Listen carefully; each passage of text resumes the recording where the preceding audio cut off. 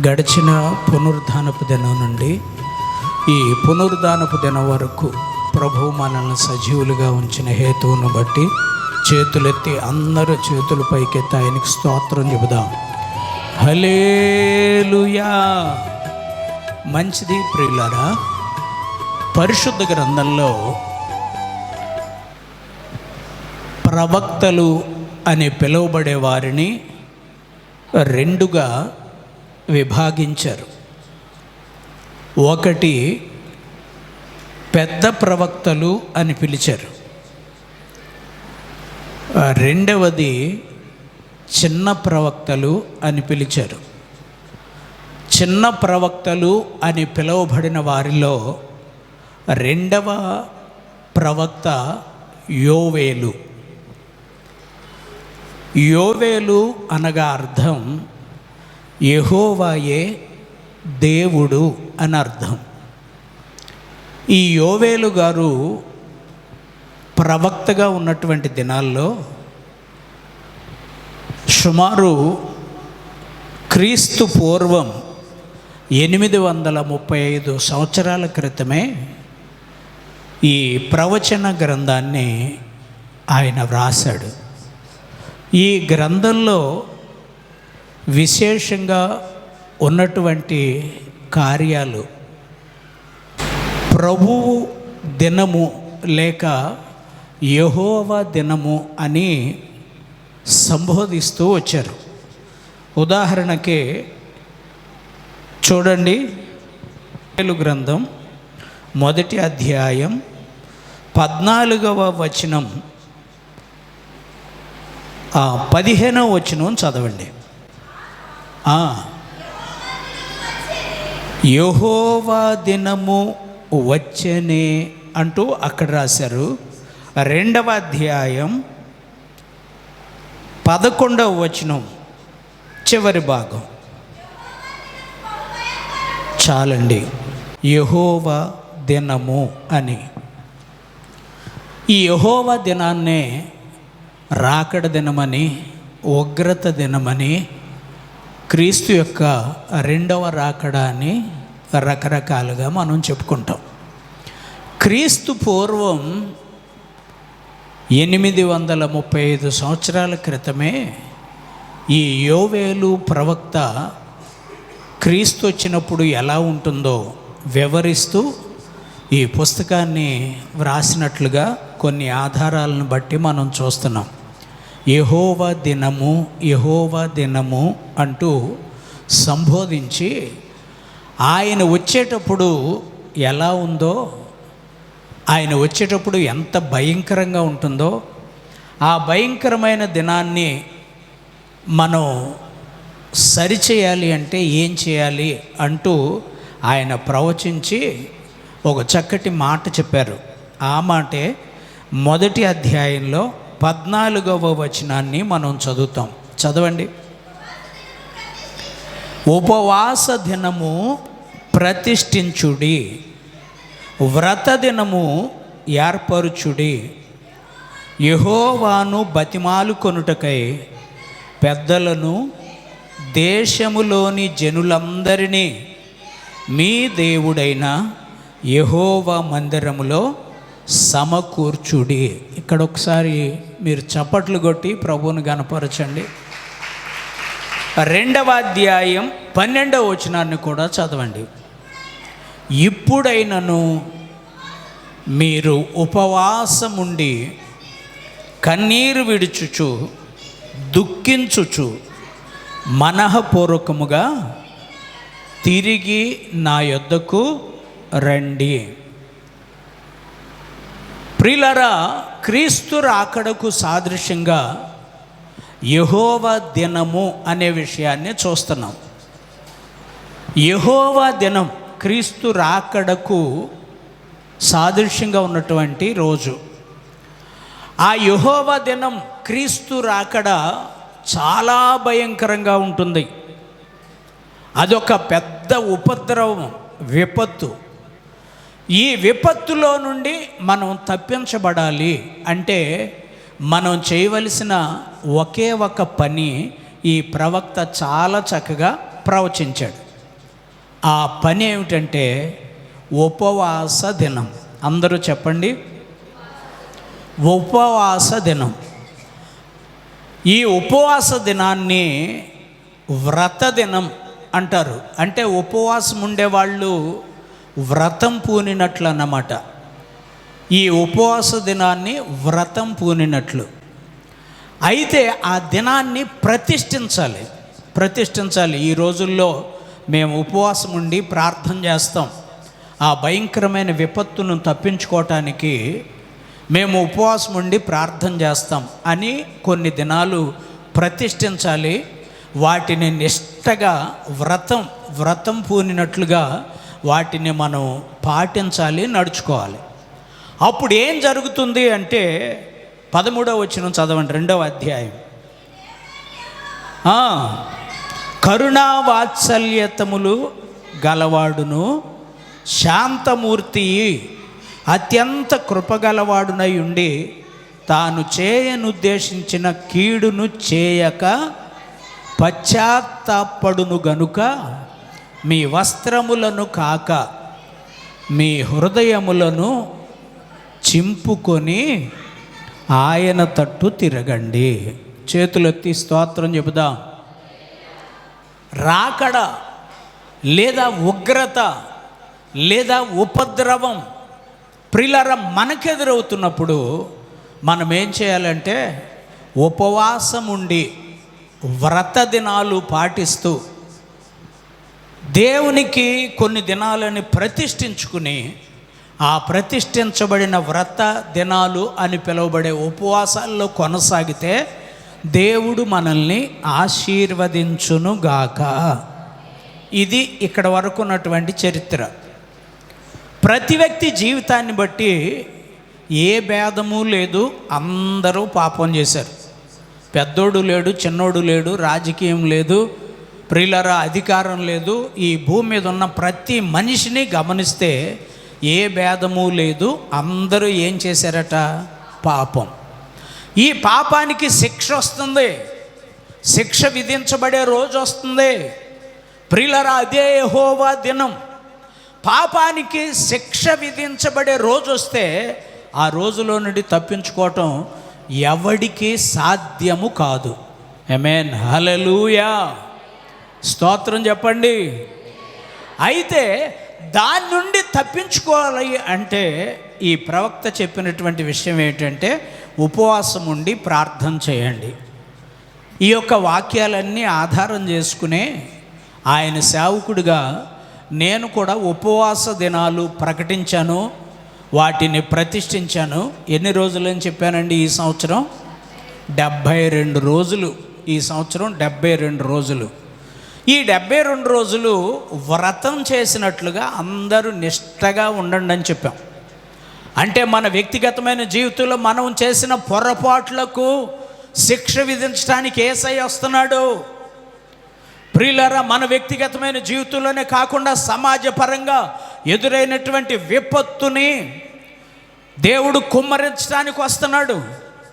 దేశానికి, సామ్రాజ్యానికి, లోకానికి, ప్రజానికానికి ఎదురయ్యే ఆ భయంకరమైన విపత్తు నుండి తప్పించబడాలన్నా, లేదా వ్యక్తిగతంగా నీ జీవితంలో నువ్వు చేసిన పొరపాట్లలో నుండి ప్రభు నిన్ను విడిపించాలన్నా, నీ ఆత్మ సంబంధమైన జీవితాన్ని నిలబెట్టుకుని దేవుని ఆశీర్వాదాన్ని నువ్వు పొందాలన్నా must and should fasting prayer, ఉపవాసం అనేది నువ్వు ఉండాలి. ఉపవాసం తప్పకుండా ఉండాలి.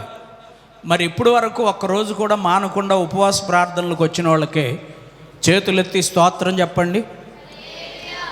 ఒక్కరా చాలామందికి ఈ సత్యం తెలిసినా అసలు లెంట డేస్లో మందిరానికి వెళ్లకుండా ఉండే ప్రబుద్ధులు లేరు.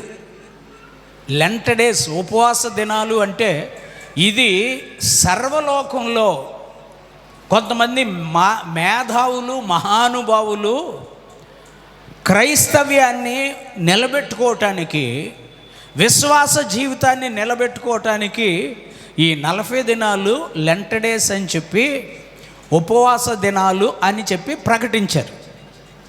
యేసు ప్రభువుని సిలువేసే ముందు 40 రోజులు ఉపవాసం ఉండలా. దానికి దీనికి సంబంధం లేదు.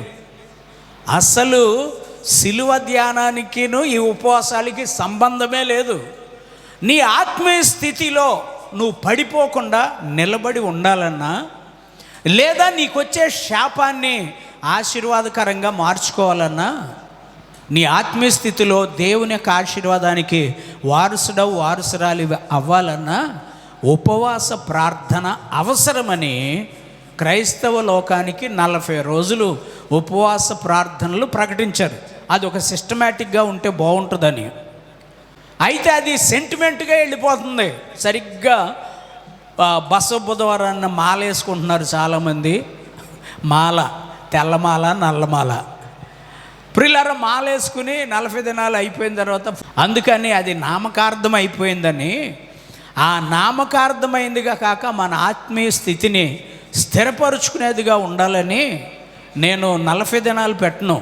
ఒక సంవత్సరం 60 రోజులు పెడతా, ఒక సంవత్సరం 72 రోజులు పెడతా, ఒక సంవత్సరం 77 రోజులు పెట్టా. ప్రియులారా, లాస్ట్ ఇయర్ అయితే సంచలనాత్మకంగా ఎన్ని రోజులు ఉన్నాం? 101 రోజు, 100 మీద 1 రోజు మనం ఈ దినాలు గడిపాం. ఏది ఏమైనా ఈ ఉపవాస దినాల్లో పాలు పొందిన వారిని అందరినీ ప్రభు గొప్పగా ఆశీర్వదించారు. చేతులెత్తి దేవునికి స్తోత్రం చెప్పండి ప్రియులారా. మన సంఘం ఆత్మీయ స్థితిలో నిలబడటానికి మొట్టమొదటి కారణం ప్రార్థన. ఎవరికి అంటే యేసయ్యకు. అందుకనే మన మందిరం పేరే యేసుక్రీస్తు ప్రార్థనా మందిరం. మంచిది, ఇక చరిత్రలోనికి వెళ్ళిపోదాం. యోవేలు గ్రంథంలో యోవేలు భక్తుడు చెప్పిన మాట ఏమిటంటే, ఏ వ్యక్తిని చూసినా వాళ్ళు శిక్షకు పాత్రులే, శిక్షకు పాత్రులే. అపరాధిని యేసయ్య అనే పాట మొదటి చరణం చూస్తే, శిక్షకు పాత్రుడనయ్యా రక్షణ తెచ్చితివయ్యా. అందరూ అనండి, మొదటి పదం శిక్షకు. Very good. మరి శిక్షకు పాత్రుడు కానోడు ఎవడైనా ఉన్నాడా? ఎవ్వడూ లేడు. అయితే ఈ శిక్ష నుంచి తప్పించబడాలి అంటే నీవు చేయవలసింది ప్రార్థన, ఉపవాస ప్రార్థన. అందుకనే ఈ ఉపవాస ప్రార్థనలకి నేను పెట్టిన పేరు ఏమిటంటే పూరీము పండుగలు అని అర్థం. పూరీము పండుగలు. ఇప్పుడు ఇది సంచలనాత్మకంగా నడుస్తుంది మన ఏరియాలో. పూరీము పండుగలు చేసేవాళ్ళం మనం ఒక్కళ్ళమే. 2-3 పాస్టర్లు 2-3 దఫాలుగా ఫోన్ చేసి అన్నారు, అన్న మాకు కూడా పూరీము పండుగలు చేయాలని ఉంది. ఆ బైబిల్లో చదివినప్పుడు ఈ పండగకి ఎంత ప్రాధాన్యత ఉందా అని అడిగారు. అవును, అంత ప్రాధాన్యత ఉంది ఈ పూరీము పండుగలకి. అయితే ప్రియులారా గమనించండి, ఈ ఉపవాస ప్రార్థనలు మనల్ని మనం శుద్ధి చేసుకోవటానికి, మనల్ని మనం దిద్దుబాటు చేసుకోవటానికి. ఇక రావట్లేదు అంటే నేనేం మీ తరపున సంజాయిషి చెప్పలేను పాస్టర్. ఎందుకంటే రోజులు ఎలా ఉన్నాయో తెలుసా? రాత్రి గుండె పగిలినంత పని అయింది మాకు. నేను కిందకి వెళ్ళగానే ఫోన్ ఇక్కడ తీసుకురాను కదా, కిందకెళ్ళి ఫోన్ అలా చూసేసరికి ఒక మెసేజ్ ఉంది. నా ఫోన్లో ఒక మెసేజ్ వచ్చింది. ఏమిటా మెసేజ్ అంటే, అన్నా మాకిక్కడ యుద్ధం జరుగుతుంది, ఆ బాంబింగ్ శబ్దం ఏంటంటే చెవులు పగిలిపోతున్నాయి, చాలా భయంకరంగా ఉంది, దయచేసి మా కొరకు ప్రార్థన చేయండి అని కువైట్ నుండి ఒక మెసేజ్. వెంటనే నాకేం అర్థం కాక యూట్యూబ్ ఆన్ చేసి న్యూస్ పెట్టేసరికి, బీబీ న్యూస్ పెట్టేసరికి ఆల్రెడీ ఇజ్రాయేలు అమెరికా ఒకటయ్యి ఇరాన్ మీద దాడి చేసే, ఆ దాడిలో ఓ బస్ స్టాండ్ మీద బాంబు పడింది, 18-20 బస్సులు దగ్ధమైపోయినాయి. ఎయిర్పోర్ట్లో, కువైట్ ఎయిర్పోర్ట్ మీద బాంబు పడింది, ఆ ఎయిర్పోర్ట్ ధ్వంసమైపోయింది. ఒక స్కూల్ మీద ఒక బాంబు పడింది, 40 మంది చిన్నారులు, చిన్న పిల్లలు చనిపోయారు అనే వార్త చూశాను నేను. గుండె జల్లు మందండి. వెంటనే దూరదేశం నుంచి వచ్చి ప్రార్థనలకు ఎగ్గొట్టేసిన బోనా గుర్తొచ్చింది. ఓరు బాబోయ్, ఈమె 4 రోజుల ముందు వచ్చింది, ఈవేళ రావాలనుకోండి ఫ్లైట్లు లేవు, టోటల్గా ఫ్లైట్లు మొత్తం బంద్. ఇండియా ఫ్లైట్లు కూడా బంద్ ఇప్పుడు ప్రస్తుతానికి. ఎంత భయంకరంగా రోజులు ఉన్నాయో తెలుసా? మన పిల్లలను చూసుకుని చీలే చాలే అనుకుంటున్నాం. అక్కడ ఒక స్కూల్ మీద బాంబు పడితే 40 మంది చిన్నారులు అస్సలు గొల్లుమంట, 40 కుటుంబాలు ఏడుస్తూ రోదిస్తూ ఎంతోమంది చనిపోయి ఇరాన్, ఇరాక్, బెహ్రాన్లో మరి విశేషంగా ప్రిల్లర్ ఎంత భయంకరమైన క్షోభందో ఇప్పుడు నాకు ఇంకా మైండ్ కంట్రోల్కి రాలా. అర్థం చేస్తున్నాం. ఇలాంటి విపత్తు నుండి తప్పించడానికి దేవుడు మనల్ని పూరిము పండుగలు చేసుకోండి అని చెప్తే మిగిలిన వాళ్ళకి దేశం మీద ఎందుకు ప్రేమ లేదు? ప్రియులారా, మిగిలిన వాళ్ళకి దేశం యొక్క భవిష్యత్తును గురించి ఎందుకు ఆశ లేదు? నేను బతికేస్తున్నాను చాలా అనుకుంటున్నారు చాలామంది. నేను బ్రతికేస్తున్నాను ఏదో ఒక రకంగా చాలా అనుకుంటున్నారు. నీ దేశ క్షేమం కొరకు నా వంతుగా నేను ఏదో ఒక పని చేస్తాను అని తీర్మానం చేసావు, ప్రతిజ్ఞ పూనావు. ప్రియులారా, అనుకుంటున్నావేమో తప్పించుకుంటున్నానని. దేవుని చేతిలో పడటం చాలా భయంకరం. ఆ చేతిలో నుంచి తప్పించబడటం అనేది ఇంకా భయంకరం. తల్లి జాడ పిల్లకు లేక ఈ కుటుంబాలన్నీ డంప్లో ఉన్నాయట, అండర్ గ్రౌండ్కి వెళ్ళిపోయినాయి. పిల్లలందరూ స్కూల్కి వెళ్ళారు, స్కూల్ మీద బాంబు వేశారు, పిల్లలందరూ అక్కడ చచ్చిపోయారు. ఇప్పుడు ఆ చచ్చిపోయిన పిల్లలను తెచ్చుకోవటానికి కూడా వీళ్ళకి అవకాశం లేదు. బయటికి వెళ్తే బాంబు పడిపోయి చచ్చిపోతున్నారు. ప్రియులారా, భయంకరమైన వేదనకరమైన రోజుల్లో మనం ఉన్నాము ఇప్పుడు. కానీ నీకు కనీసం చేయం గుట్టినట్టు కూడా లేదండి. దేవుని వాక్యాన్ని విని వాక్యానుసారంగా నడిచే ప్రయత్నాలే చేయండి. వాక్యానుసారమైన జీవితం నీకు ఉండాలి. నువ్వు ఒక సంఘానికి కట్టుబడి ఓ సంఘానికి క్రమమైన సభ్యుడు వేయండి. సంఘ నాయకుడు నీ కొరకు నిలువు మోకాళ్ళేసి చేతులెత్తి ప్రార్థన చేస్తే ఇంటి దగ్గర విచ్చలవిడి జీవితం దేవుడు ఎలా క్షమిస్తాడండి? ఎలా క్షమిస్తాడండి? కొంతమంది జీవితాలు ఇప్పటికే చూస్తున్నా, వాళ్ళ మనస్సాక్షి వాత వేయబడిందంట. తెలియట్లేదండి వాళ్ళకి వచ్చిన విపత్తులు, వాళ్ళ జీవితంలో ఎదురైన పరిస్థితులు, అసలు కుటుంబాల్లో క్షేమం, కరువు. ఎంతమంది పిల్లలు, ఎన్ని కుటుంబాల్లో నా పిల్లలు నా మాట చొప్పున జీవిస్తున్నారని ఎంతమంది చెప్పగలరండి ఈవేళ? నా పిల్లలు దేశంలో నిక్కచ్చిగా నా యేసయ్య వలె పరిశుద్ధులుగా ఉన్నారా అని ప్రశ్నిస్తే సరిపోతుంది. ప్రియులారా, పిల్లల యొక్క భవిష్యత్తుని పరిశీలన చేస్తే సరిపోతుంది. మనం ఎలా ఉన్నాం, మన కుటుంబం ఎలా ఉన్నాం. ఇలాంటి దుర్బలమైన పరిస్థితుల్లో ఉన్న ప్రతి ఒక్కరిని శుద్ధి చేసి పరిశుద్ధపరిచి ప్రభు ఎదుట నిలబెట్టుకోవటానికి మనకిచ్చిన ఈ యొక్క ప్రార్థన పండుగలే ఉపవాస ప్రార్థనలు లేక పూరీము పండుగలను బట్టి అందరూ చప్పట్లు కొడుతూ ప్రభువుని గనపరుద్దాం. ఓ మనిషి యోచించవా, నీ బ్రతుకు ఎలా ఉన్నదో, తము చూసి భంగపడకుమా, ధనము చూసి దగపడకుమా. ఆ రోజు శ్రమ నుండి తప్పించే నాదుడు లేడు. ఆ రోజు శ్రమ నుండి తప్పించే నాదుడు లేడు. అదే ఆ రోజు యేసయ్య ఉగ్రత రోజు, 7 ఏళ్ల శ్రమల రోజు, పాపులంతా ఏడ్చే రోజు.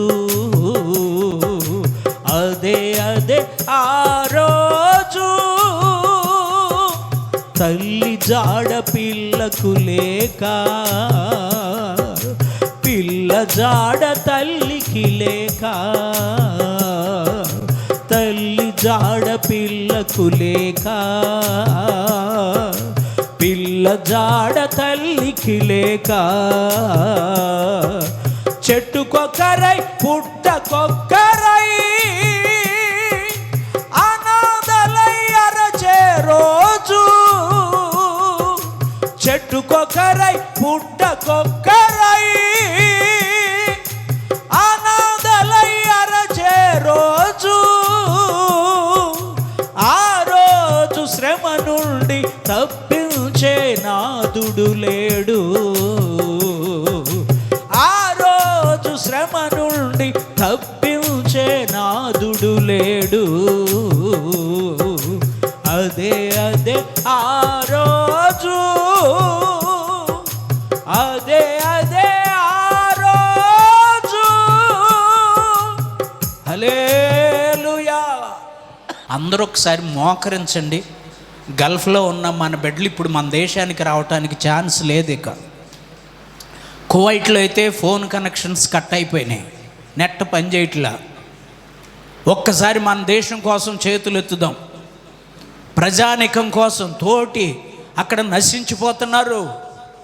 వార్తలు వెళ్ళట్లా, అక్కడి నుంచి వార్తలు రావట్లా. మన సంఘ బిడ్డలు కూడా ఉన్నారు దూరదేశంలో. వీళ్ళున్న ప్రాంతంలోనే విపత్తు, వీళ్ళున్న ప్రాంతంలోనే అఘాయిత్యాలు. ప్రభువా, నా దేశాన్ని కాపాడు, నా కుటుంబీకులను కాపాడు, నా సంఘ బిడ్డలను కాపాడు. అందరూ స్వరమెత్తండి, స్వరమెత్తండి, స్వరమెత్తాలి. ఇంకా ఇంకా ఇంకా ఇంకా మా అమ్మోళ్ళని కాపాడు నాయన, మా తల్లిదండ్రులను కాపాడండి, గల్ఫ్లో ఉన్న మా సంఘ బిడ్డలను కాపాడండి. అందరూ భారంగా భారంగా భారంగా కుటుంబాల్లో శోధన, వేదన, ఎంతో భయంకరమైన విపత్తు ప్రజలను పిండేస్తూ ఉంది, ప్రజలను నలిపేస్తూ ఉంది. ప్రియ సహోదరుడా, సహోదరి, భవిష్యత్తు కోసమని దూరదేశాలకు వెళ్ళి అక్కడ కష్టాలు పాలైపోయి, శ్రమల పాలైపోయి, ఇంట్లో నుంచి బయటికి వెళ్ళక చూడండి ఎన్నో కష్టాలు పడుతున్నారు. వాళ్ళ కొరకు అందరూ స్వరమెత్తండి, నోరు తెరవండి, ప్రార్థన చేయండి, ప్రార్థన చేయండి. Praise the lord. హల్లెలూయా. స్వరమెత్తాలి, ఇంకా స్వరమెత్తండి. చిన్న పిల్లలు వాళ్ళు ఏం పాపం చేశారండి ఈవేళ శాపం అనుభవించడానికి? కుటుంబాల్లో నెమ్మది లేదు, సమాధానం లేదు. అందరూ స్వరమెత్తి ప్రార్థన చేద్దాం. స్తోత్రం, స్తోత్రం, స్తోత్రం. ప్రేమగల తండ్రి, పరిశుద్ధుడానికి స్తోత్రాలు. మీ రాకడకు సూచనలు కనిపిస్తున్నాయి ప్రభువా. భయంకరమైన పరిస్థితులు ప్రజలను విలవిల్లాడించేస్తున్నాయి తండ్రి. కోట్ల రూపాయలు ఉన్నవాళ్ళు అవి ఏం చేసుకోవాలో అర్థం కావట్లేదు ప్రభువా. శత్రువుల దాడి, కాపాడుకునే ప్రయత్నాల్లో జరుగుతున్నటువంటి ఈ ఘోరం, ఈ యుద్ధాలు, ఈ మారణ హోమం, ఈ మారణ కండ ప్రభువా, విడుదలను ఇవ్వగలిగిన శక్తిమంతుడు నీవే తండ్రి. నీ తట్టు చేతులెత్తుతున్నాం. మాకు మీరు సహాయం చేయండి ప్రభువా. కృపతో జ్ఞాపకం చేసుకోండి. మా సంఘ బిడ్డలు కూడా దూరదేశాల్లో ఉన్నారు తండ్రి. వాళ్ళు తెలియని పరిస్థితుల్లో ఇక్కడ అప్పులు పాలైపోయి, ఆ అప్పులు కట్టుకోవటానికి, ఇళ్ళు కట్టుకోవటానికి దూరదేశాలకు వెళ్ళి ఎంతో కష్టపడుతున్నారు నాయన. నికృష్టమైన బ్రతుకులు బ్రతుకుతున్నారు. ఇక్కడ వాళ్ళు ప్రాణాలకు తెగించి కష్టపడుతూ ఉన్నారని గుర్తించట్లేదు నాయన. వాళ్ళు ఎంతో వేదనతో కుమిలిపోతున్నారు. మీరే కృపతో జ్ఞాపకం చేసుకుని క్షేమాన్ని, సురక్షితాన్ని మా సంఘ బిడ్డలకు, అక్కడ బాధల్లో ఉన్న వారికి మీరు అనుగ్రహించి సహాయం చేయండి. యేసు నామములో అడుగుచున్నాము తండ్రి. అక్కడ యుద్ధాన్ని నెమ్మళపరచాలని దయచేసి మీరు కూడా ప్రార్థన చేయండి. మీ పిల్లలను చూసుకుంటా, మీ కుటుంబాలను చూసుకుంటా, ఎవరికి ఏమైతే నాకెందుకు, నేను బాగున్నాను అనుకుంటే దేవుడు మెచ్చుకోడు. దానికి దేవుడు ఇష్టపడ్డు. కనుక మనం కూడా కొంచెం భారం, బాధ్యత కలిగి దేశ క్షేమం కొరకు ప్రార్థించే వాళ్ళమై ఉండాలి. అందుకే మరొకసారి మీకు చేతులు జోడించి చెప్తున్నాను, ఉపవాస కూటాలకి రండి, ప్రార్థన చేద్దాం. ప్రతిదినం 7గురికి అవకాశం ఇస్తున్నాం. ప్రియులారా, అన్ని అంశాల కొరకు ప్రార్థన చేస్తున్నాం. ప్రవక్త ప్రవచించిన విధంగా ఆ విపత్తులో నుండి మనల్ని రక్షించేది ఉపవాస ప్రార్థన. ఎవరెవరు రావాలి ఈ ఉపవాస ప్రార్థనకు? 16వ వచనం 2వ అధ్యాయం యోవేలు గ్రంథం చదవండి. జనులను సమకూర్చుడి, సమాజ కూటము ప్రతిష్ఠించుడి, పెద్దలందరినీ పిలవాలి. పెద్దలను పిలువనంపుడి,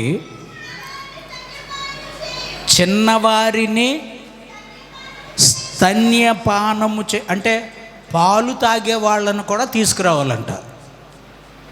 పాలు తాగే వాళ్ళను కూడా తీసుకురావాలి. ఏమ్మా ప్రార్థనకు రావట్లేదంటే, పిల్లోడు ఉన్నాడు కదండి, ఆయన మురుసుకోవటమే సరిపోతుంది. పిల్లలు అందరికి ఉంటారు. అయితే ప్రభు కంటే ఎక్కువ కాదు. మీరు సీరియస్గా వినండి, జాగ్రత్తగా వినండి. గర్భఫలం ఎవరిచ్చిన బహుమానం? మరి వాళ్ళు మంచిగా ఉండాలంటే వాళ్ళు ఇచ్చిన బహుమానం, ఆయన ఇచ్చిన బహుమానం ఆయనతో చెప్పాలి కదా, ఆయన చేతికి అప్పగించాలి కదా. మనల్ని, మన పిల్లల్ని ఆయన చేతులకు అప్పగించాలండి ప్రియులరా. చూడండి, పాలు తాగే స్తన్యపానము చేయు బిడ్డలను, చిన్న పిల్లలను కూడా తీసుకురండి. చిన్న పిల్లలు, పెద్దలు అందరూ, సమాజం అంతా కూడుకోవాలట దేవుని మందిరంలో. చూడండి, ఆ మాట స్పెసిఫిక్గా 14వ వచనంలో మొదటి అధ్యాయంలో వ్రాయబడి ఉంది. చదువమ్మా.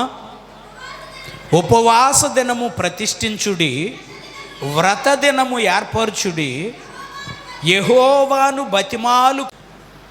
ఒకవేళ అక్కడ యుద్ధం విజృంభించబడితే, మొన్నే మోడీ గారు ఇజ్రాయెల్ దేశం వెళ్ళి వచ్చాడట.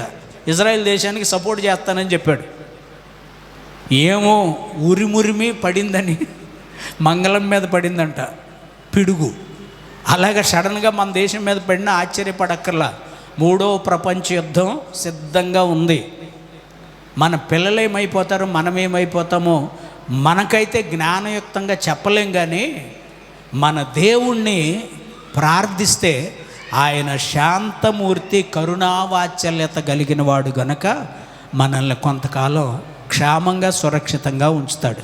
చేతులెత్తి స్తోత్రం చెబుదామా?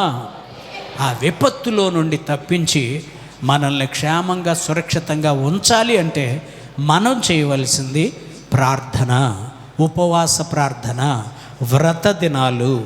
ఇవి లేఖన సారాంశంగా దేవుడు హెచ్చరిక చేస్తున్నటువంటి మాటలు. మరి పరిశుద్ధ గ్రంథంలో ఇలాంటి వాటికి ఆధారం ఏదైనా ఉందా? ఖచ్చితంగా ఉంది. చాలా ఆధారాలు ఉన్నాయి. ఒక 7 ఆధారాలు మీతో చెప్తాను. విపత్తులో నుండి తప్పించబడటానికి పరిశుద్ధ గ్రంథంలో భక్తులు చేసిన ప్రార్థన. మొదటిది ఎస్తేరు అమ్మగారు, మహారాణి ఎస్తేరు గారు. స్తోత్రం చెప్పండి. ఎస్తేరు గ్రంథం 4వ అధ్యాయం 16, 17 వచనాలు చదవండి.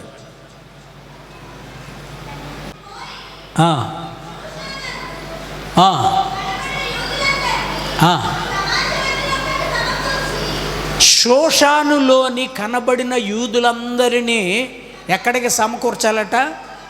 సమాజ మందిరం. ఆ దినాల్లో సమాజ మందిరం, నేటి దినాల్లో ప్రార్థనా మందిరం.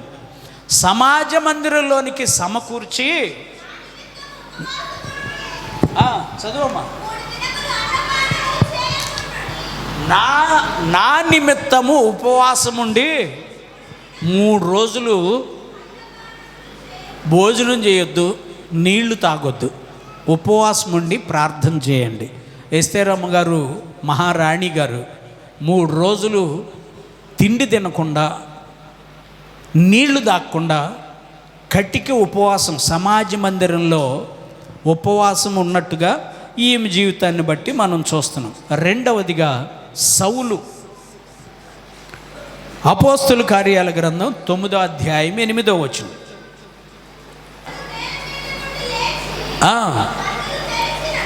మహిమ. ఎస్తేరమ్మ గారు, మహారాణి గారు 3 రోజులు ఉపవాసం ఉన్నారు. అలాగే సౌలు అనేటటువంటి వ్యక్తి 3 రోజులు ఉపవాసం ఉన్నాడు. దావీదు అనేటటువంటి మహారాజు 7 దినాలు ఉపవాసం ఉన్నాడు. పౌలు వాడలో ప్రయత్నం చేస్తూ ఉండగా వాడ బద్దలైపోయింది. గమ్యానికి చేరటానికి బలవంతంగా తినటానికి ఏమీ లేక 14 రోజులు ఉపవాసం ఉన్నాడు. దానియేలు 21 రోజు ఉపవాసం ఉన్నాడు. మోషే 2 మారులుగా 2 40లో 80 దినాలు దేవునితో గడుపుతూ ఉపవాసం ఉన్నాడు. యేసయ్య ఈ సువార్త పరిచర్య చేయటం కోసం 40 రోజులు ఉపవాసం ఉన్నాడు.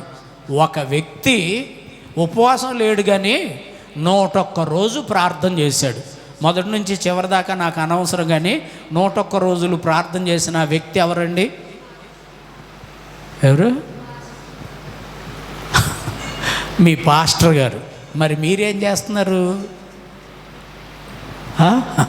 మేము కూడా మీతో ఏకీభవిస్తామని ఎప్పుడు అయ్యగారు 101 రోజు ముగించేద్దామని ఇంకొకటి 2 రోజులు ఉంటే బాగుంటుంది అనిపిస్తుందండి అనే విధానంలోనికి మీరు రావాలి. మంచిది ప్రియులారా. ఒక 7గురిని మీకు పరిచయం చేశా. మొదటిగా ఎస్తేరు, రెండవదిగా సౌలు, మూడవదిగా దావీదు, నాలుగవదిగా ఎవరండి? పౌలు, ఐదవదిగా దానియేలు, ఆరవదిగా, ఏడవదిగా, అంతే. మరి వీళ్ళు ఎందుకున్నారు ఉపవాసం? గ్యాస్ ట్రబుల్ ఎక్కువైంది, 4 రోజులు మానేద్దామని ఉండారా? ప్రియులారా, వాళ్ళ ఆరోగ్యాలు బాగాలేవని ఉన్నారా? మనకు మాదిరి చూపించడానికి ఉన్నారు. వాళ్ళు మాదిరి చూపించడానికి ఉన్నారు. ప్రియులారా, మనం కూడా సమాజ మందిరంలో కూడుకుని దేవుని మందిరంలో మనం ఉపవాసం ఉండి ప్రార్థన చేయాలి. ఇక్కడ ఎస్తేరు అమ్మను గురించి మీకు జ్ఞాపకం చేయాలని ఆశపడుతున్నాను. ఎందుకంటే మన పూరిము పండుగలు ఆ వ్యక్తి దగ్గర నుంచి, ఆ గ్రంథంలో నుండే అదొక గ్రంథంగా ఆజ్ఞగా ఆజ్ఞాపించి ఆమె మహారాణి 127 సంస్థానాల మీద అధికారి ఆమె, తన భర్త.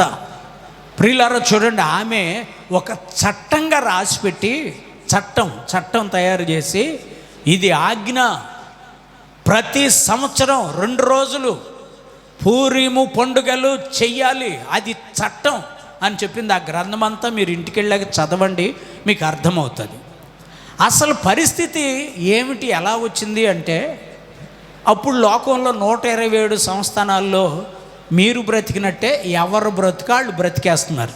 స్తోత్రం చెప్పండి, గట్టిగా స్తోత్రం చెప్పండి. ఎవరు బ్రతుకులాళ్ళు బ్రతికేస్తున్నారు.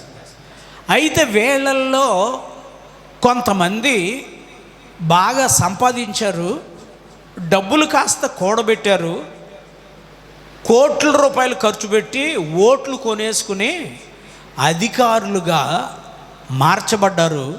ఆ అధికారుల్లో, ఆ అధికార సంఘానికి నాయకుడు ఎవడంటే హామాను. ప్రియులారా, అతడు మంత్రి, డబ్బు బాగా సంపాదించాడు. ప్రియులారా, ధనాశ సమస్తమైన కీడులకు మూలం. ఒకవేళ నీకు ఇప్పుడు లక్షలు ఉన్నాయి, కోట్లు ఉన్నాయి, అవి లేకుండా నీ జీవితాన్ని ఆలోచించు, తెలుసుద్ది. అప్పుడు గర్వం, అతిశయం నీలో పరిపాలన చేస్తుందా? ప్రియులారా చూడండి, వీడికి డబ్బు బాగా సంపాదించాడు, మంత్రి పదవి సంపాదించేశాడు, కొనేసుకున్నాడు డబ్బుతోటి. వాడికి ఇప్పుడు ఈగో స్టార్ట్ అయింది లోపల. వీడు నడుచుకుంటూ వెళ్తుంటే అందరూ వంగొంగి సాష్టాంగ నమస్కారం చేయాలట ఈ గనుడికి. డబ్బుతో సంపాదించాడు, అదే మోసం చేసి సంపాదించాడు. ప్రియులారా, అధికారం చేతిలో ఉంది కదా అని సంపాదించాడు, అడ్డదారులన్నీ తొక్కి సంపాదించాడు. ఈవేళ వాడు ఎలా సంపాదించుకుంటే పక్కోడికి అవసరం లేదు కదా, వాడు వెళ్తుంటే సాష్టాంగ పడట్లేదని ఇలాంటి జాతి మొత్తాన్ని అనగదొక్కేయాలనుకున్నాడు. ఏ జాతి అంటే యోధా జాతి. స్తోత్రం చెప్పండి. యోధా ప్రజలు అంటే దేవుని యొక్క ప్రజలు. వాళ్ళు మనుషుల్ని గణపరచరు, మనుషుల్ని సంతోషపెట్టరు, డబ్బుకు ప్రాధాన్యత ఇవ్వరు, అసలు అధికారం కోసం ఆశపడరు. అలాంటి నిష్ట కలిగిన జనం గనక దేవుడు వారికి తోడై ఉంటాడు. చప్పట్లు కొట్టాలి ప్రియులారా. మన జీవితంలో కూడా ఎప్పుడైతే దేవుని కొరకు త్యాగపూరితంగా బ్రతకాలి అని నిష్ట కలిగి దేవునిలో కొనసాగుతామో అప్పుడు దేవుడు మనకు తోడుగా ఉంటాడు. చూడండి, దేవుడు తోడుగా ఉన్నాడు అంతే, ఇక వాళ్ళకి ఇక ఏమక్కర్లేదు. నీవు తోడుగా ఉంటే నాకు చాలు. వెరైటీ పాట ఏంటి ఇప్పుడు, లేటెస్ట్ పాట, నీవు పాడండి. మైక్ ఇస్తే స్టేజ్ మీదకి పిలిస్తే పాడతారా? పోనీ అందించండి. నీవు నా తోడు. వెరీ గుడ్, నేను పాడతాను, మీరు ఆగండి. నీవు నా తోడు ఉన్నావయ్యా, నాకు భయమేల.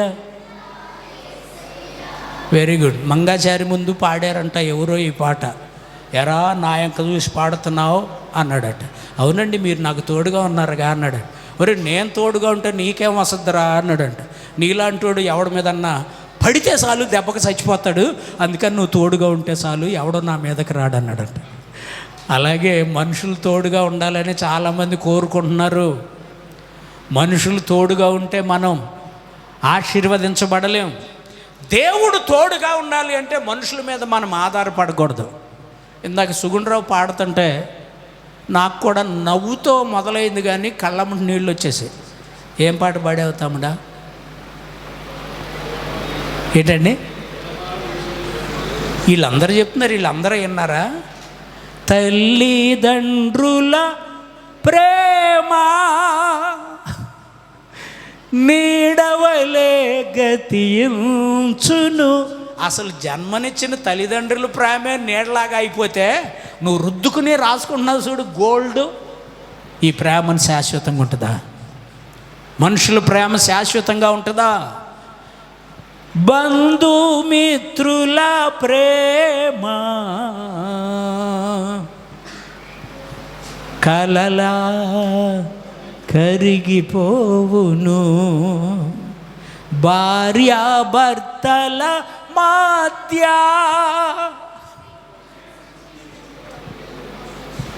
అన్నీ తెలుసు, కానీ ప్రభువుని ఆరాధించడమే తెలియట్లా, ప్రభువుని ప్రేమించడమే తెలియట్లా. అందుకనే పేతురుని యేసయ్య అడిగాడు, పేతురు నీవు నన్ను ప్రేమించుచున్నావా? ప్రియులారా, దేవుని ప్రజలమైన మనం దేవుని ప్రేమించాలి. యూదులు అంటే దేవునికి మాత్రమే సాష్టాంగపడతారు, దేవుని కార్యాలకు మాత్రమే ప్రాధాన్యత ఇస్తారు. వీళ్ళు మందిరానికి వెళదామనుకుంటే చంటి పిల్లలతో సహా మందిరానికి వచ్చేస్తారు, చంటి పిల్లలతో సహా. ఎవరిని ఇంటి దగ్గర ఉంచరో, ఇంటి దగ్గర ఎవరు ఉండరో. మనం ఇలా ప్రార్థనకి వెళ్ళాలి, ప్రార్థనకి వెళ్ళిపోదాం. అయితే ఇలాంటి వాళ్ళు అంటే గిట్నోడేవుడు అంటే హామాను, ఆయనకి కొంతమంది జనం ఉన్నారట ఆ సామ్రాజ్యంలో. ఆయన పక్షంగా రమారమి 75,000 మంది ప్రజలు ఉన్నారు ఆ పార్టీకి. ఏది దేవుని ప్రజలంటే ఇష్టం లేనటువంటి ప్రజలు. ప్రియులారా చూడండి, అతడు ఈ అతిశయం, గర్వం, నాశనానికి ముందు ఏమి నడుస్తుందట? గర్వం. పడిపోవటానికి ముందు ఇవి రెండు వచ్చేసినాయి మనోడికి. వచ్చేసి నాకు సాష్టాంగ పడకుండా ఈ దేవునికి మాత్రం రొక్కే ఈ ప్రజలను సర్వనాశనం చేయాలి. ఉండి ఏరియాలో 7 మందిరాలు ఎత్తేయలేదా? ఒక 100 కుటుంబాలు ధ్వంసం చేయలేదా? చూడండి, మరి ఇక్కడ చూస్తేనేమో ఈ ఘోరం. పాపం పాస్టర్ గారు టవర్ పైకి ఎక్కాడు, దూకుతాడా దిగిపోతాడా అనుకున్నా. అక్కడి నుంచి చూసేసరికి భయం వేసి ఉంటుంది, పాపం దిగి వచ్చేసాడు ఆయన. ఇవన్నీ కష్టాలు కదా, ఇవన్నీ బాధలు కదా? ప్రియులారా, ఒక్కసారి పేపర్లో వార్తలు చూడండి. ఏ కుటుంబంలో నెమ్మది ఉంది, ఏ కుటుంబంలో సమాధానం ఉంది, ఏదో బ్రతికేస్తున్నాం. అయితే ప్రియులారా, యూదులకు దేవుడు తోడుగా ఉన్నాడనే ధైర్యం, ఈ దేవుని ప్రజలందరినీ నాశనం చేయాలని హామాన్ అనేవాడు కంకణం కట్టుకుని రాజుగారికి మాయమాటలు చెప్పేసి యోధా ప్రజలందరినీ ధ్వంసం చేయడానికి పత్రికలు రెడీ చేసాడండి. రెడీ చేశాడు. రేపో ఎల్లుండో ఇక అవి అమలు చేసేస్తారు. యూదుడు అనేవాడు ఎవడైనా ఉంటే దేవుడు అని చెబుతూ, యేసు ప్రభువే దేవుడు అని చెబుతూ ఎవడైనా ఉంటే వాడికి తెల్లకార్డు తీసేయాలి ముందు. ప్రియులారా, ఏముండకూడదో వాళ్ళని నాశనం చేసేయాలి, తుడిచిపెట్టేయాలి. ఇక్కడ కూడా స్టార్ట్ అయిందండి అది.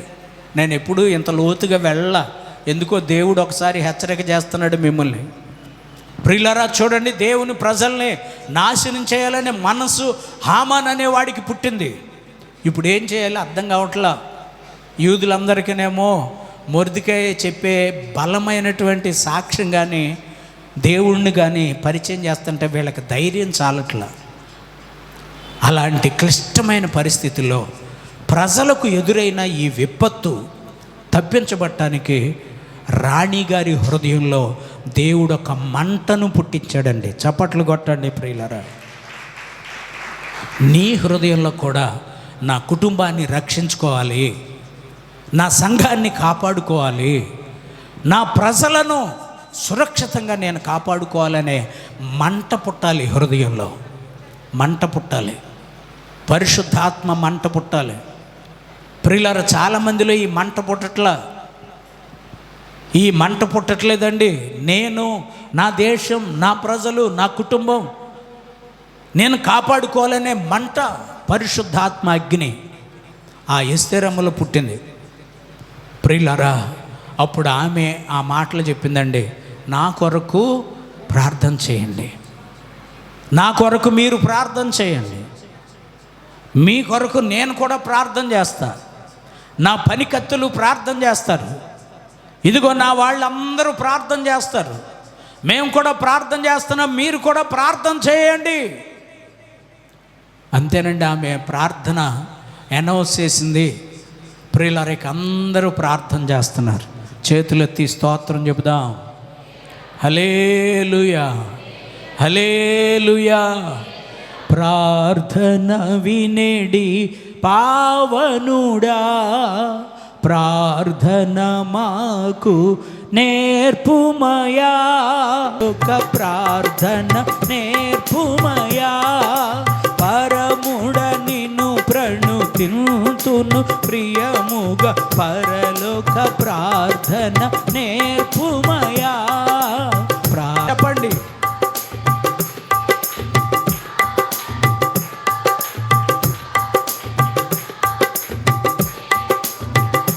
హల్లెలూయా. ఎస్తేరుతో పాటు ఆమె దగ్గర ఉన్న వాళ్ళందరినీ మోకరింపచేసి వాళ్ళు నీళ్లు తాగకుండా, భోజనం చేయకుండా ఉపవాసం ఉండి ప్రార్థన చేస్తున్నారట. ఉపవాస ప్రార్థన దేవునికి ఇష్టమైన ప్రార్థన. ఉపవాసం ఉండి ఇక్కడ దేవాన్ని మనం మోకరించి చేతులెత్తితే పరలోకంలో ఉండే దేవుడు మన ప్రార్థన ఆలకించి ప్రతిఫలాన్ని దయచేయునుగాక. కీర్తనల గ్రంథంలో ఉంది కదా, 114వ కీర్తన 18వ వచనమా, తనకు మొర్రపెట్టు వారికి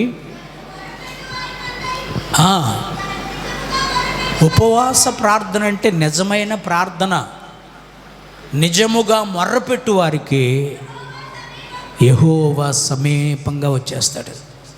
ఎస్తేరమ్మ గారు 3 దినాలు ప్రార్థన చేసింది. ప్రియులారా, ఈ ప్రార్థన దేవుడు ఆలకించాడు. మొర్దెకై కబురు చేసింది, నా కోసం మీరు కూడా ప్రార్థన చేయమని. మొర్దెకై దగ్గర ఉన్న వాళ్ళు కూడా ప్రార్థన చేశారు. వీళ్ళందరూ చేసుకున్న ప్రార్థన ఆలకించి ఆమె చెప్పింది, మొర్దెకై గారు, నేను రాజు దగ్గరికి వెళ్తున్నా, డేర్ చేసి, ఆయన పిలవకుండా కౌరు చేయకుండా ఎవరు వెళ్ళకూడదు ఆయన దగ్గరికి. అయినా నేను వెళ్తున్నా, 3 రోజులు ఉపవాసం ఉండి వెళ్తున్నా. ఆయనకి నా మీద దయ కలిగింది. 1 నెల రోజుల నుండి ఆయన నా ముఖం చూడలా, నేను ఆయన ముఖం చూడలా. ఆయన పిలిస్తేనే వెళ్ళాలి, పిలవకుండా వెళ్ళకూడదు. కానీ నేను వెళుతున్నా, ఉపవాస ప్రార్థన చేసుకుని వెళుతున్నా. ఆమె ఉపవాస ప్రార్థన చేసుకుని రాజభూషణాలు అంటే రాజులకు ఉండేటటువంటి అలంకరణ ధరించుకుంది. ఆ మాట ఒకసారి తీసిన వాళ్ళు చదవండి దయచేసి. రెఫరెన్స్ చెప్పమ్మా. 5వ అధ్యాయం 1వ వచనం. అంటే ఏ 3వ దినమందు? ఉపవాసం ముగించిన రోజు, 3వ రోజు. అంటే 3 రోజులు ఆమె ఏం చేసిందన్నమాట? ఉపవాసం పచ్చి మంచినీళ్ళు కూడా తాగల. 3వ దినమందు రాజభూషణములు ధరించింది.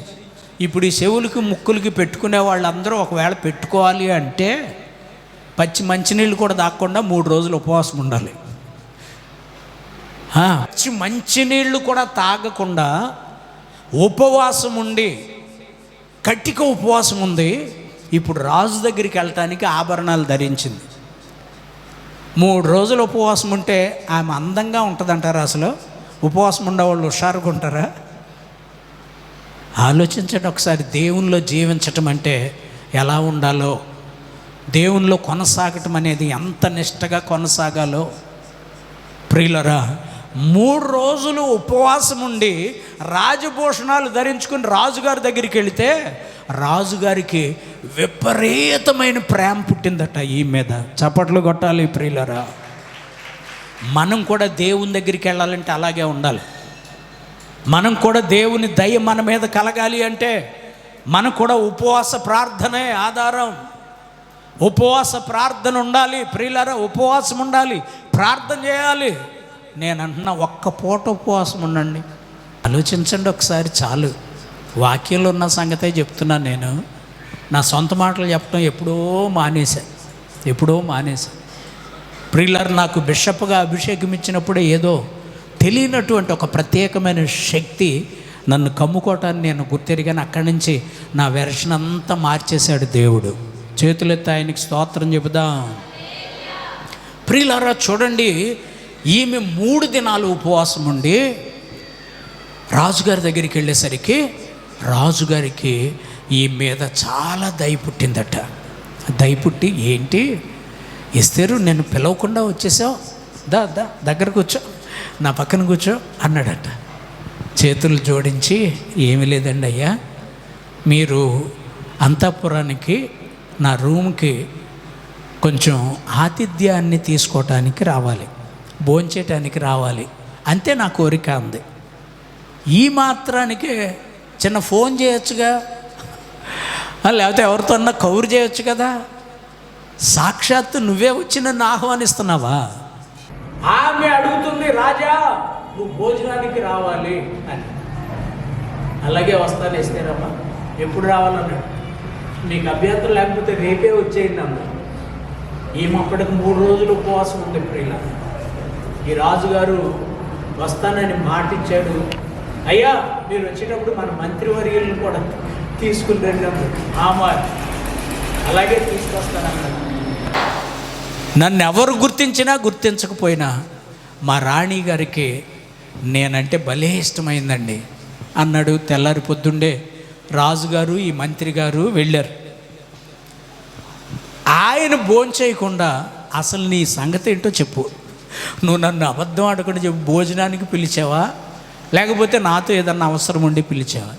నీకు ఏం కావాలో చెప్పు. ఈ రాజ్యంలో 127 సంస్థానాల్లో సగం నీకు రాసి ఇచ్చేయమన్నా రాసి ఇచ్చేస్తా అన్నాడు. అప్పుడు ఈ మంది రాజ్యం వద్దండి, ఆస్తి ఐశ్వర్యాలు వద్దండి, ఏమీ వద్దు. అదే మీరు పాడతారు కదా, యేసయ్యా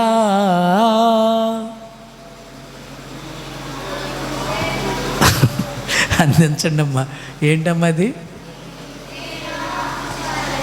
ఎంత అబద్ధం అండి, ఏడంత. యేసయ్యా నీవుంటే నాకు చాలయ్యా, మెస్సయ్యా నీ ఉంటే.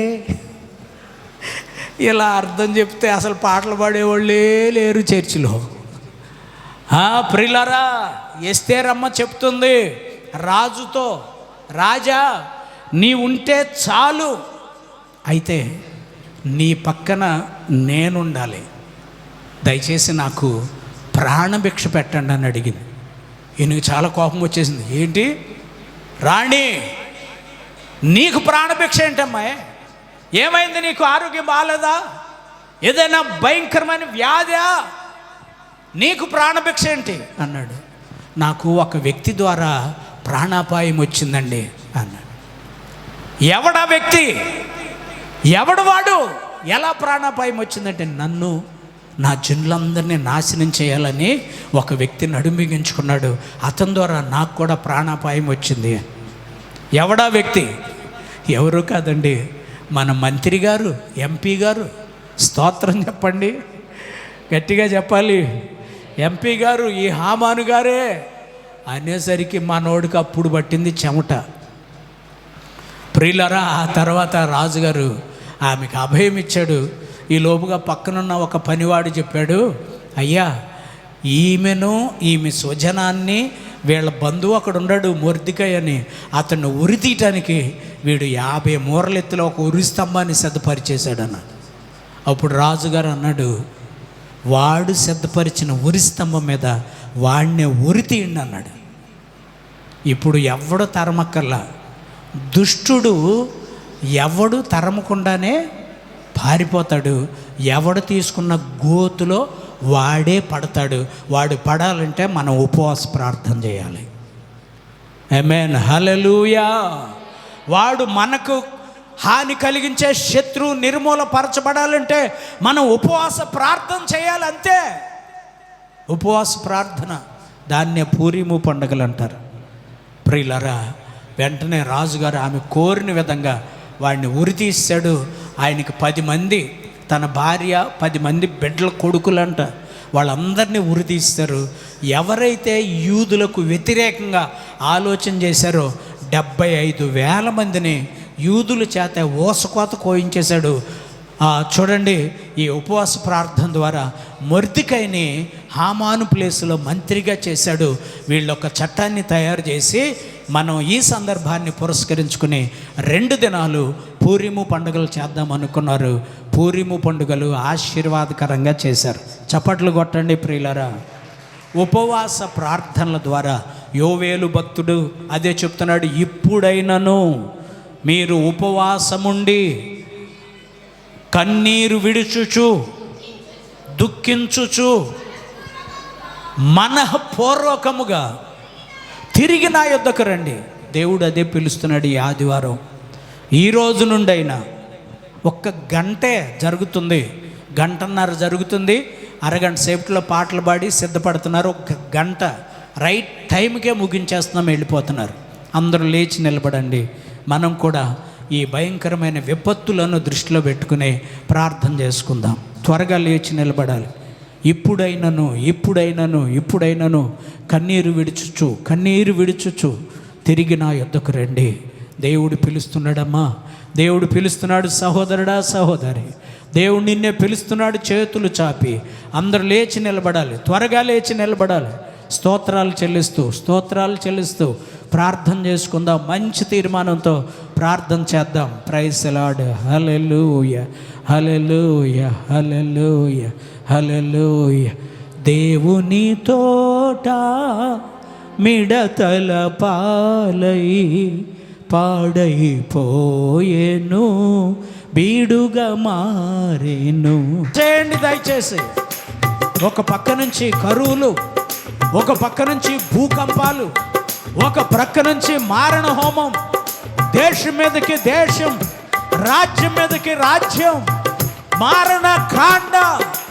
పసిపిల్లలు ప్రాణాలు పోగొట్టుకుంటున్నారు, యవనస్తులు జీవితాలు నాశనం చేసుకుంటున్నారు. నీ జీవితంలో ఒక తీర్మానం ఉండాలి. నేను కూడా ఉపవాసం ఉండి ప్రార్థన చేయాలి, నేను కూడా ఉపవాసం ఉండి ప్రభువును వేడుకోవాలి.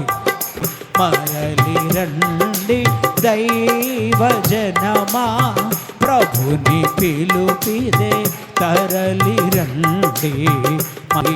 కూలిపోయిన మన బ్రతుకునా, కూలిపోయిన మన బ్రతుకునా, బలిపీఠములను కట్టగరండి. సయ్యా నా యేసయ్యా. అయ్యా, నా కుటుంబాన్ని కాపాడయ్యా, నా దేశాన్ని కాపాడయ్యా, నా ప్రజలను కాపాడయ్యా, నన్ను కాపాడయ్యా. నాకు సహాయం చేయి ప్రభువా. ఆమేన్. యేసయ్యా, యేసయ్యా, యేసయ్యా, యేసయ్యా.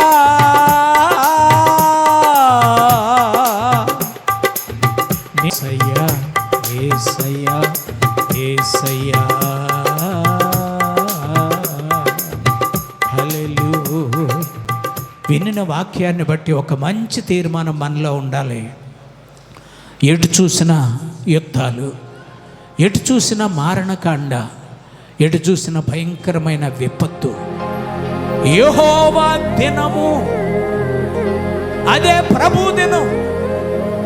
ఆ ఉగ్రత దినంలోంచి నువ్వు తప్పించబడాలి అంటే ఇప్పుడైనను, ఇప్పటి వరకు నువ్వు బ్రతికే ఉన్నావు గనక దేవుడు అంటున్నాడు, ఇప్పుడైనా మనసు తిప్పుకోండి, తిరిగి నా యొద్దకు రండి. దేవుడు చేతులు చాపి నిన్నే పిలుస్తున్నాడమ్మా. సహోదరుడా, దేవుడు చేతులు చాపి నిన్ను పిలుస్తున్నాడు. నీలో ఒక మంచి తీర్మానం కావాలని ప్రభు ఆశపడుతున్నాడు. తీర్మానంతో ప్రార్థన చేయి. ఒకవైపు నుంచి యుద్ధాలు, మరొక వైపు నుంచి సర్వనాశనం కనపడతా ఉంది. వాటిలో నుంచి నన్ను తప్పించేది ప్రార్థన. ప్రార్థన చేయండి, ప్రార్థన చేయండి. కళ్ళు మూసి ఒక మంచి తీర్మానంతో ప్రార్థన చేయండి. ప్రభువా, నా జీవితంలో కార్యం చేసే సమర్థుడవు నీవే. నీ వైపు చేతులెత్తుతున్నానయ్యా, దయచేసి నన్ను కనికరించి సహాయం చేయి అని ఆశించిన వాళ్ళు మీ చేతులు దేవుని వైపు ఎత్తండి. మీ కొరకు ప్రార్థన చేయాలని నేను ఆశపడుతున్నాను. ప్రార్థన చేసుకుందాం. ప్రేమగల తండ్రి, పరిశుద్ధుడా, నీకు స్తోత్రాలు. హృదయాంతరేంద్రియాలను పరిశీలించి పరిశోధించే శక్తిమంతుడవు ప్రభువా, ఈ భయంకరమైన దినాల్లో నీ తట్టు చేతులెత్తి ప్రార్థించుకుంటున్నా. ప్రార్థన ఆలకించి ప్రతిఫలాన్ని దయచేసి కృపా కాపుదలతో బలపరుస్తూ ఘనత, మహిమ, ప్రభావాలు మీరు పొందుకొనండి. యేసు నామములో ప్రార్థన చేసి వేడుకొనుచున్నాము తండ్రి. ప్రభు మన ప్రార్థనలు ఆలకించి కార్యాలు జరిగిస్తున్నందుకు అందరూ చేతులెత్తి స్తోత్రం చెబుదాం.